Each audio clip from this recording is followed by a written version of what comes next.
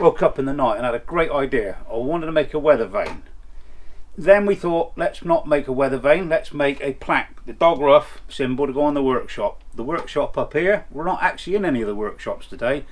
We're in the train shed, as we call it. It's where my grandpa, he keeps his model trains and art stuff. So, over to you, Steve. What's it called? I'm going to get it wrong. This is called a pentagraph. Now, it's a device for making a small thing bigger. I'll use this point here, under here, to follow the outline, and then what it will do is give us exactly the same one over there but a bit bigger. So we just follow that round gently, and that comes round. We just keep following the edge, and the idea of this is we're going to just continue to draw out our lines and outsides for all our paw prints. So there's the big paw. Let's see if we can just finish that one off a little bit. So we can come back round the bottom of the paw and finish drawing the paw. It's very good, Jim. Can I ask where you got this pentagraph from? It looks like a very expensive piece of equipment. They are. They're very, very expensive. We found some old bits of plastic in the workshop. We followed a few ideas on the good old YouTube, glued them together, stuck them together, and we made our own version. So what we're going to next do is go down to the other workshop and see if we can find some plates or some bits of steel to transfer this on, scribe it onto the plate, and then we're going to have a crack at playing with our R-Tech Plasma Cutter. We've only recently got it, and we're going to have a bit of a play and see how we get on that. It might work, it might not work, but catch us in a minute. We're going down the other workshop.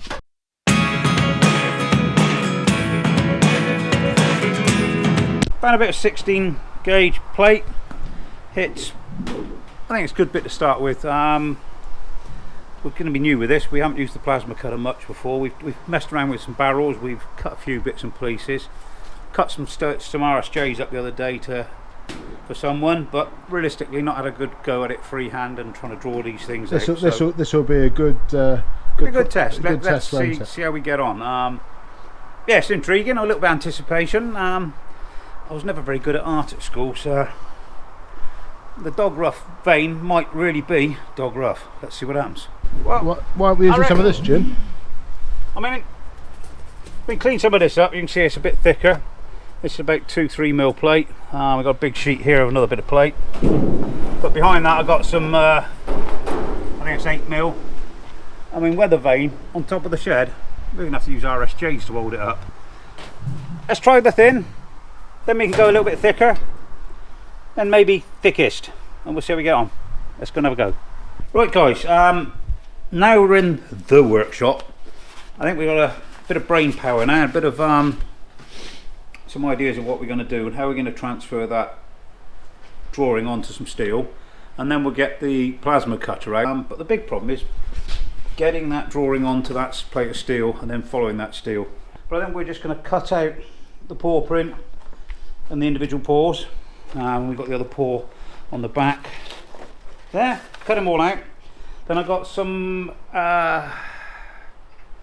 hardboard, and I think what I'm going to do, I want to cut them out as hardboard templates, put them on top of here, and then just whiz them round on the outside with the plasma cutter, and we'll see how we get on. What's just happened, Jim? Tracy's just come and she's just brought us cake. Awesome. Let's have some cake. Anyway guys, we're going to have some cake. Love cake. And we'll get back to you in a minute. See ya. Okay. Why don't you just tell the guys who came up with a really clever idea rather than cutting that piece of the wood? Okay, so Steve had a bit of a brainwave. I was going to copy these from there onto this bit of hardwood, then get a jigsaw, cut round them, and then use it as a template. Seems like a faff to me. I'll get back to why we might do it that way later anyway. But Steve went, why don't we just stick that on there, get some spray out the cupboard over there, spray round it, and there we are.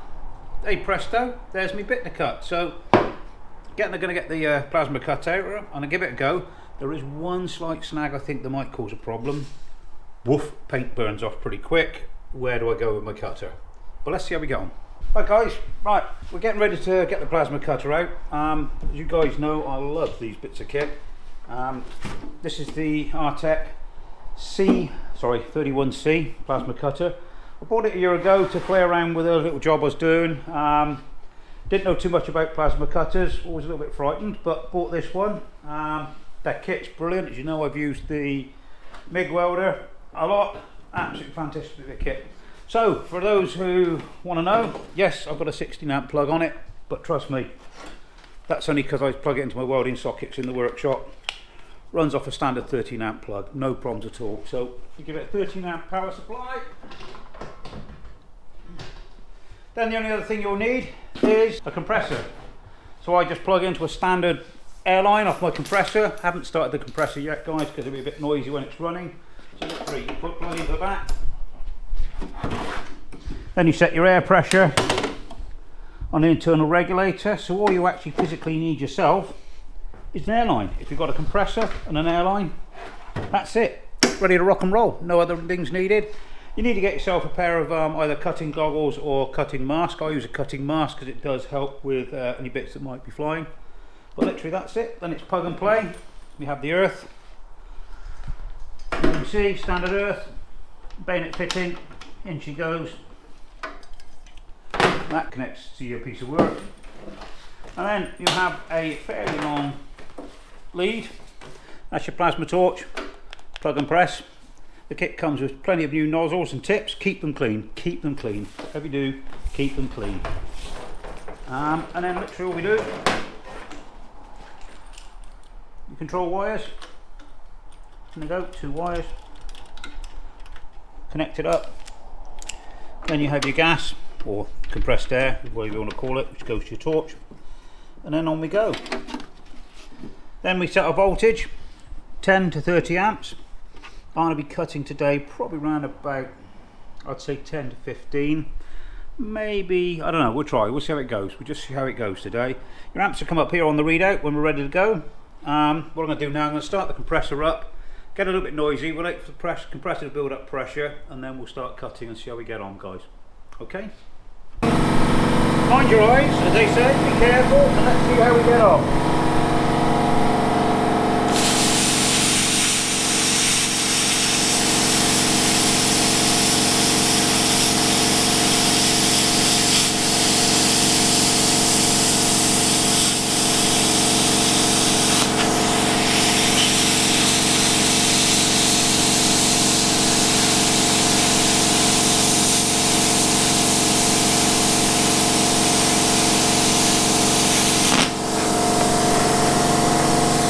A pair of pliers and we'll put her out. You can see it's really quick,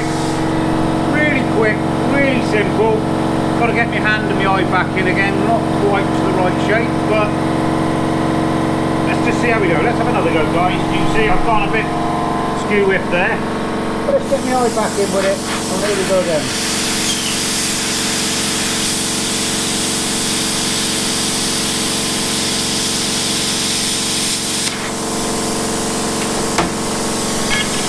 There you go, guys. Need to clean it up a bit, but you can see, good clean cut. Still got to play around with it. Long time ago was the last time I used it. Let's have a go, see how we get on.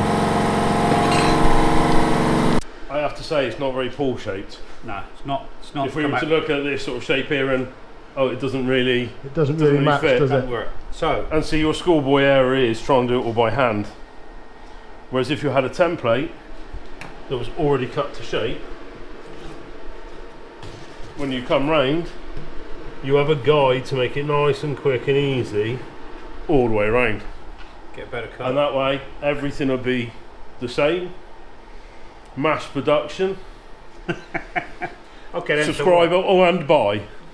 Yeah. So, if we make some templates, then we'll have another go. So we'll catch you all in a minute. Hello guys. I was going to see where Jim's gone, and John, what are you doing, boys? Yeah, well, John's having a few problems with the free play on the beach buggy. Brake pedal adjustment. So we're sidetracked, and we're just trying to measure 7mm free play. 1mm at the mast cylinder, free play. 7mm at the top of the pedal.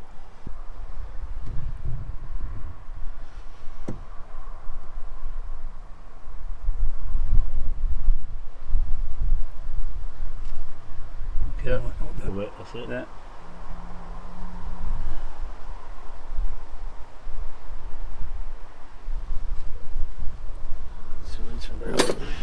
Let's see what those are.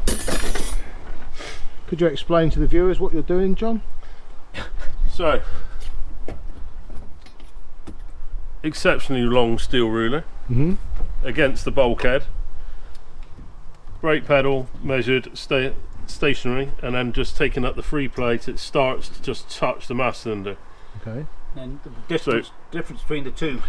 It's angled like that, and it's hinged from the bottom. So as you push on it, it pushes the master cylinder. I got you. At the bottom, we want 1 millimetre of free play, which equals out to 7 millimetres at the top of the pedal. Okay.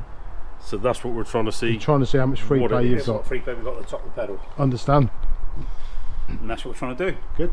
Okay, so Archimedes again. I don't think it's Archimedes, Pythagoras probably. One of them, work it out somewhere. Because people will be wondering why it takes 4 hours to cut the bits of tin out. To cut a paw print out of a bit of steel. But as you know, at Dog Ruff Engineering, nothing's ever simple. We have loads of different ideas. As I say, we've got the beach buggy here. We've also got the Marlin kit car in there for the guys. That's another job we've got to sort out. MOT's due on that soon. And a couple of the comments have been, when are you going to get this Land Rover on the road? Land Rover, yeah. Which one? What about the Golf? We've got the Golf as well. And the Triumph? And the Triumph motorbike. And the Enfield? And the Royal Enfield. I don't think we've got anything else hiding at the moment that we need to rebuild. I think that'll keep us going long enough. But Okay. And we're about 5 mil too much in travel. 5 mil too much, so we're 13 mil travel. 12 mil. Yeah.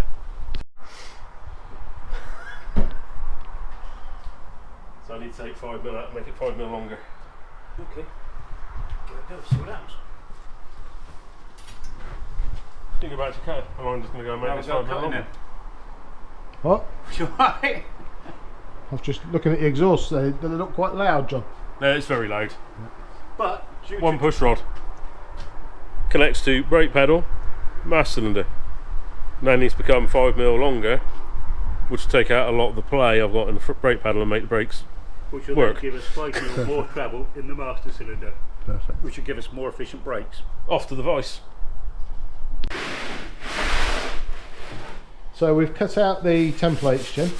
Yeah, we cut a template, so we got all of dog paw prints. Just to follow up on the brake, we're leaving John to it. Yeah. We Yeah, you don't want to see this. Mole grips vice. So 1, 2, 3, 4. Get 3 around the right way, and then the big paw print in the bottom. So the intention is now clamp that on. I'll clean up any rust around it, and then I can get a nice quick clean cut all the way around, and that'll be 1, 2, 3, 4, and that will give us our prints. And then I think what we'll do then, we're going to make a couple of things. We're going to try and make the windmill, not the windmill, the wind vane, and we're also going to make a sign for the shed. That's the shed up here, not down the other workshop. So I'm just going to clean this up. I'm going to get the plasma out again, and we'll have another go. So catch us in a second. Let's go for it. So I'm just taking the roughness off and cleaning up this steel a little bit. It's been outside, got a bit damp on it, so I want to get the rust off it. So I want to try and do some really nice clean cutting. As I say, I'm still learning, so somebody will bear with me. I expect there's people out there who make this look like a walk in the park, but I'm still learning. We're still going with it, so let's just clean it up, make life easier, and have a go at it. So, right, there we are, it's clean enough. I'll get the plasma cutter again and we'll have another go. Guys, what we're going to do is take the hardwood and clamp it on, just put a pair of standard mole grips. There is a little snag in the back of my mind. How am I going to get round the clamp? Do I put the clamp somewhere nice and easy to get away with? So do I put it somewhere like on the line there? So that's a nice straight line there to cut, or easier line to cut and machine, and just put that somewhere like there, I think. And then I can actually get some nice free movement with the plasma cutter as we come round. I think we'll just get it onto the edge of the table. I don't really want it to drop away, so I could hold that while you're doing it, couldn't I? hold that. And hold it up. Hold it there, and I'll just start here and hopefully get a nice quick movement round and go with it. So let's get the old plasma cutter out again and see how we go. A little bit nervous about this because we're obviously making another one of our videos and not exactly sure how it's going to work on cutting this. I know it's a good bit of kit. It's just they say a bad craftsman blames his tools. Well, for once in his life, this guy's not going to blame his tool because that's a good bit. Steve. Yes, John. Steve or Joe, blame John. Steve. Always blame Steve. Yeah, blame Steve. He's pretty good at taking the blame. So, get the air supply again. Get everything going, and we'll just see how we get on. Right then, here we go, guys. What's I'm going to do? Nothing. Any good at cutting? I've had a little bit of practice, but I'll let you. Let me make a fool of myself.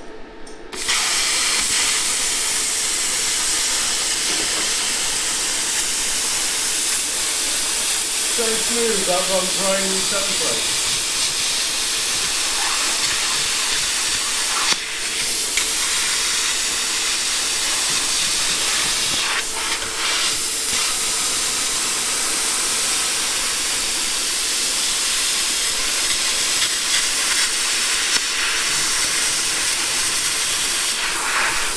I have to say, guys, this is the dog's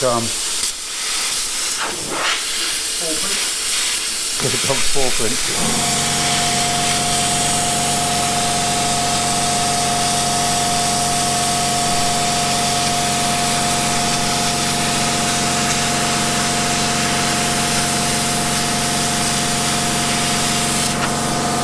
Well, I think with a bit of jiggery pokery, that'll come out there.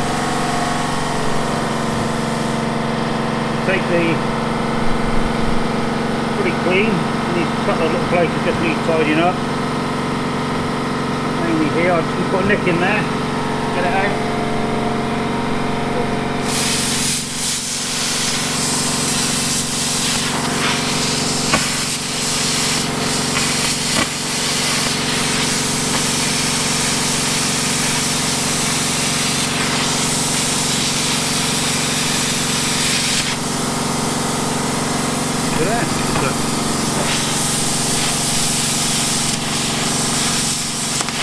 Like this, not the same place twice. Perfect. Got a bit of practice, guys. I think this is going to work a treat. A light sound rain will be fine. Come have a look and see how clean the cut is. Bloody incredible. Absolutely phenomenal cut when you look at it down here. Whistle, whistle clean. No drag, no dross, no nothing. Right the other side where I'm still learning, but what a finish. Absolutely spot on. But one thing for people to remember if you're going to do this is your item will end up slightly bigger if you use a template. Yeah. Because of the gap of the nozzle.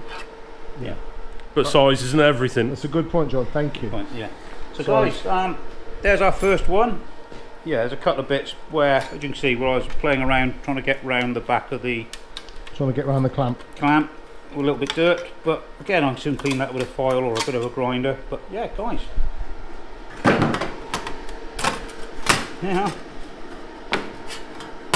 Dog Ruff paw print. Bit of cleaning up, that's going to be spot on. Very good. See, what do you reckon? Yeah, I like it. Any close? That looks like something Captain Kirk would have on his shirt. Did you say shirt or? Shirt. Shirt, good, that's what I thought you said. Okay guys, well we're going to cut some more shapes out, get the hang of it, and we'll show you in a minute what we've done. Cool.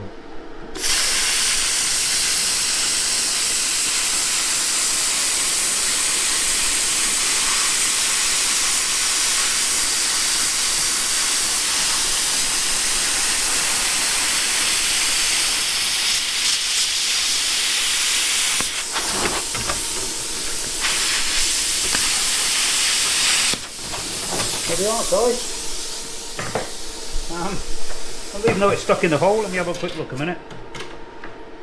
Put a pair of gloves on, and I expect that's a little bit heavy. When I say heavy, you wouldn't want to pick it up, would you? But there you go. See how clean that cut is. Yeah, guys. What can I say? Second time using the machine.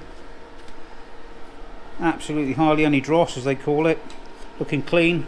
I reckon with a bit more experience, a bit more playing around, I reckon I'm going to get these down to the spot of the art. What I have done is I've turned the amps up to 20 amps, seems to have made a bit of difference, made it a lot better. But there we go. Let's cut some more, make some more paw prints and pads, and then we'll have a go at welding it all together. Yeah. We're getting there, boy. They're looking good. All right. So, 7:30. 7:30. I can hear Jack calling us. I think he's calling from the house. For those who know me, you know who Jack is.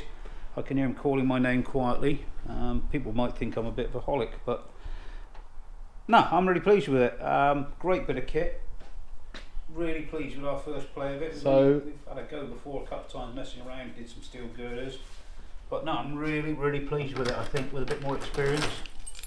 So by the time we get to do 2 or 3 more of these, I think we'll be flying. Absolutely fantastic bit of kit. So we'll go and see Jack. Yeah, we're going to see Jack. We'll catch up with you in the morning. Come and do a bit of welding in the morning. We'll do. See you later, guys. Take it steady. So Jim's decided to mount the paw print on a piece of checker plate. So we're going to work out how to do that. Morning everybody, having another go. Come up with a bit of an idea, a bit of a different idea. We've gone away from the weather vane idea for the time being. We're just going to make a sign for the workshop or the shed up here. So my idea is paw print. Got a nice piece of checker plate. I'm going to weld 3 bolts onto there. Then I'm going to wind a nut down onto those, then drill the holes at the appropriate place. So it'll give a 3D effect. So the paw print will be bolted on there, slightly proud, obviously with the nut going through. So it'll be slightly proud, which will give us our 3D effect. And then the paws will obviously be 1, 2, 3 and 4. And then we're going to mount it above the whole workshop, outside above the workshop door. And I think what I might do is just put it slightly higher and leave myself some room below for when I get good and get better plasma cutting. To do the lettering. And I'll try and make some lettering and put some lettering here with Dog Ruff underneath it. Very good. Or we might just put home of Dog Ruff. Very good. But just so you can see a little bit of proudness on them, and that's what we're going to try and do. So, and I get the welder set up, and then we're just going to weld some bolts on the back, drill the corresponding holes in the plate. Whilst we're drilling the holes in the plate, give these a coat of undercoat, and then give them a coat, I think, of some red. I've got some red enamel I found lying around, so we'll give it a go, Steve. There we are. So we'll give them an undercoat, then we'll give them some fast drying enamel, and we'll see what it looks like. So let me get things set up, and we'll have a go. I think it might be useful, Jim, if we can just tell the viewers how we set up the MIG welder. Right guys, yeah, okay. As I used before, and I sing its praises all the time. One of the best bits of kit I've ever bought. Not the lightest, but by God does she give a good bit of kit. So realistically, standard torch that comes with her, no problem. When you get one, buy one. Comes with several nozzles, several shields, no problem at all. Again, it will run off a 13 amp plug. Pipes, I just had it all put away. So get it all out. There we go. Earth clamp. And then we have power. Power lead, as I say, will run off a 13 amp plug. No problem at all, but just in my workshop and my 16 amp supplies. So it just runs off a different supply. Main reason I do it is I'm using a lot of power tools. There's a couple of us working in here. I have a separate supply for the welder, and if I'm using the plasma cutter and someone's working away in here, or we've got cut drills or grinders or battery chargers on, it just drops a load off that circuit. So there we go, power on. Let's get it set back up. We're only doing a couple of small bits today so we can stay on the bench. There are several different types of gas suppliers. I now use a higher, so I buy the bottle, pay for the gas, so I bought the bottle outright, all I pay is for the refilled, and I just refill it as and when I need it. You'll find your own local supplier locally. Pros and cons with it. Some people like to have contracts for me personally, that works well for the mount I use. And actually my local supplier changed their supplier, and I used to use one manufacturer gas. They changed and I went to their new one. Simple as that. So, good earth point, which we'll set up in a minute. Get it ready. So we're now going to decide what we're going to do with these little bits of plate. I think the main pad will have 3 on. I think each of the paws, just going to use one, I think just one. So just going to put them on, tack them on, and then we'll lay it out on here. I think Steve will probably give me a hand laying them out, or Steve's laying them out, getting lined up. I'll quickly give them a coat of undercoat, and then we'll give a quick coat of enamel over the top. Let's see how we get on. Okay guys, I'm just going to tack these in place, no particular place, just see how we get on.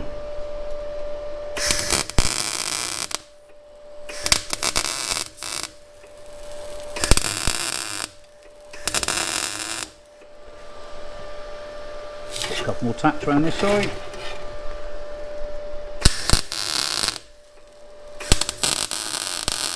Don't want to distort by putting too much heat into it. Let's have a quick look on the back side.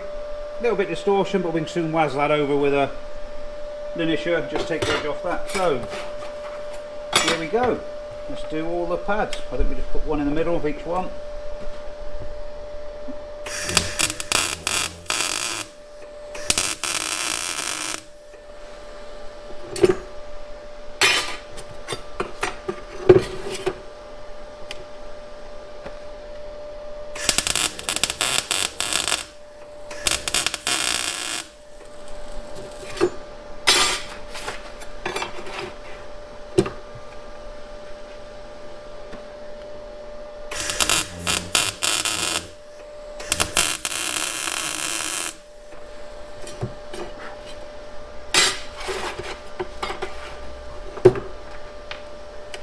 Just remember, I do have a feature on this mask that allows me to see through it. There you go, guys. Simple, quick, and easy. A little bit of burn through, but we'll soon cover that up. And love that bit of kit. Makes me smile every time I use it. Should have bought one years ago. Well then, guys, what we've done is give them a coat of enamel. Oh, nearly lost me nut. Given them a coat of enamel, so each one's been enamelled, undersprayed, then enamelled, and then what we've done is put a spacer washer on the back, or bolt, drilled a hole in the correct place, and then we're just sticking them into the back, and then doing them up on the back. So if we have a look on the back, all I'm doing is putting a 6mm nut, 10mm spanner, and just tighten them up, and then we can put them to the right angle. So, and then I think once we've done that, I think we might get a little bit of scaffolding out and stick them above the workshop door. Let's take them outside and have a look. What do you reckon, Steve? About the right place? I think that is absolutely spot on, Jim. So, there we are, Let's have a look at it next to your t-shirt logo. Dog Ruff, Yeah. plasma cutting, home of Dog Ruff sign for above the workshop. So, I reckon, guys, take this out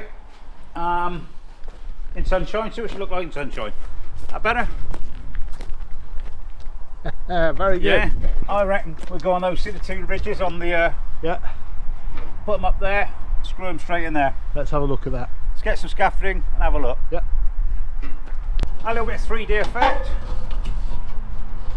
There we are. Home of Dog Ruff Engineering. All courtesy of bit of plasma cutting, bit of MIG welding. Great bit of show today. You like it, guys? Subscribe. Thanks for everything. Weld straight and stay safe. Cheers, guys. Take it steady.